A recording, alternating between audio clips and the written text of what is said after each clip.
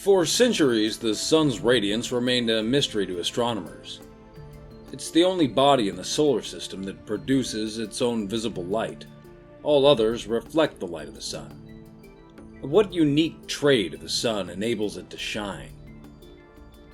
For too long, we've been told the sun is a colossal ball of gas, powered by thermonuclear fusion, like a furnace, churning out heat and light in a predictable mechanical dance.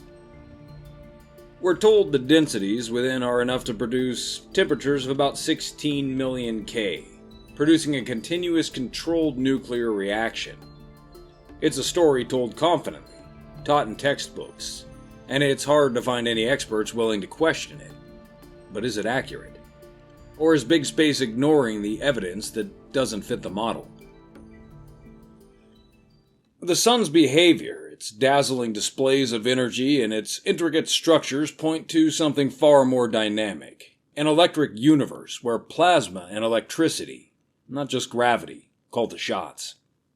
The electric universe model, championed by pioneers like Wal Thornhill, Don Scott, and Dave Talbot, and a growing number of independent researchers, offer a compelling alternative.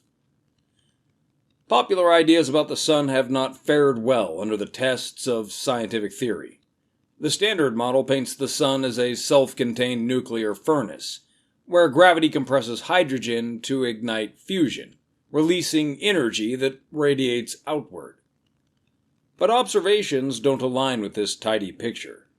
The sun's surface, or photosphere, is far cooler than its outer atmosphere, the corona, which scorches in the millions of degrees.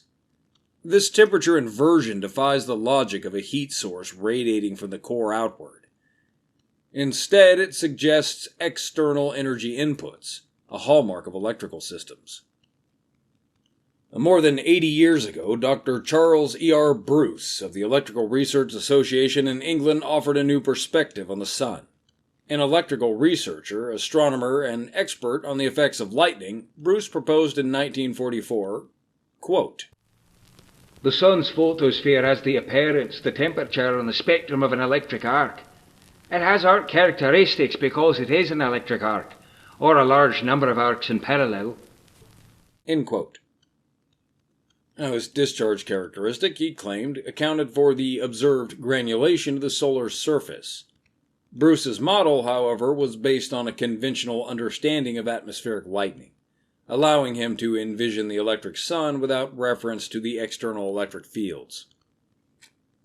Years later, the brilliant engineer Ralph Jurgens, who was inspired by Bruce's work, added a revolutionary possibility. In a series of articles beginning in 1972, Jurgens suggested that the sun was not an electrically isolated body in space, but the most positively charged object in the solar system, the center of a radioelectric field. A field that lay within a larger galactic field.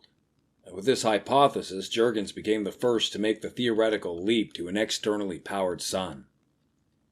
He claimed the sun was the focus of a coronal glow discharge, fed by galactic currents.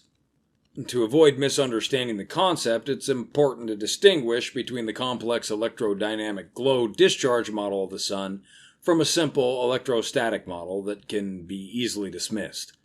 Most of the volume of a glow discharge, the plasma, is nearly neutral, with almost equal numbers of protons and electrons.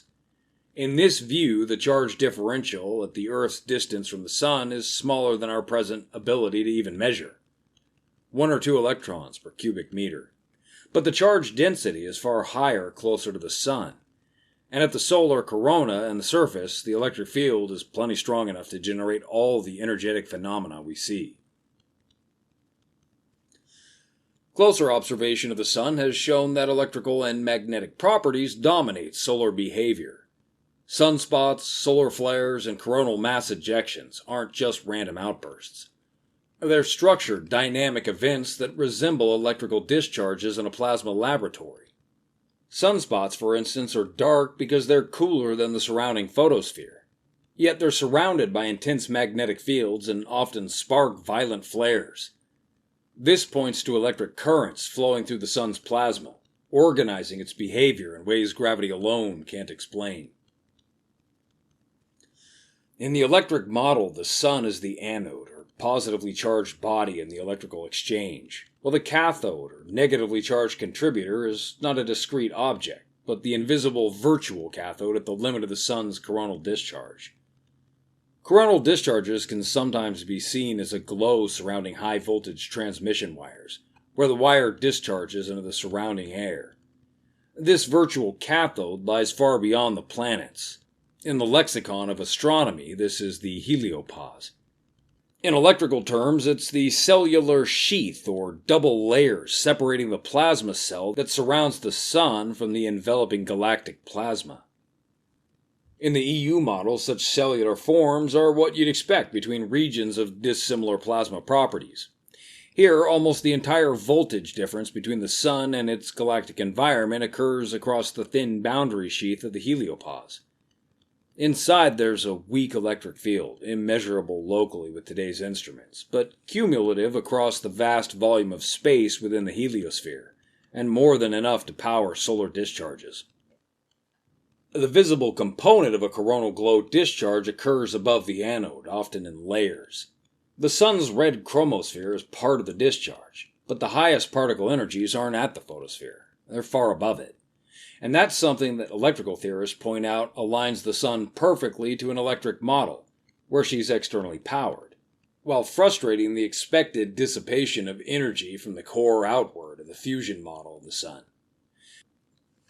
At about 500 kilometers, or 310 miles above the photosphere, or visible surface, we find the coldest measurable temperature, about 4,400 degrees Kelvin. Move up, and the temperature rises steadily to about 20,000 degrees Kelvin at the top of the chromosphere, some 2,200 kilometers or 1,200 miles above the Sun's surface. Here it abruptly jumps hundreds of thousands of degrees, and then continues slowly rising, eventually reaching 2 million degrees in the corona. Even at a distance of 1 or 2 solar diameters, ionizing oxygen atoms reach 200 million degrees. In other words, the reverse temperature gradient, while meeting the tests of the glow discharge model, contradict every original expectation of the fusion model. And that's only the beginning of their problems.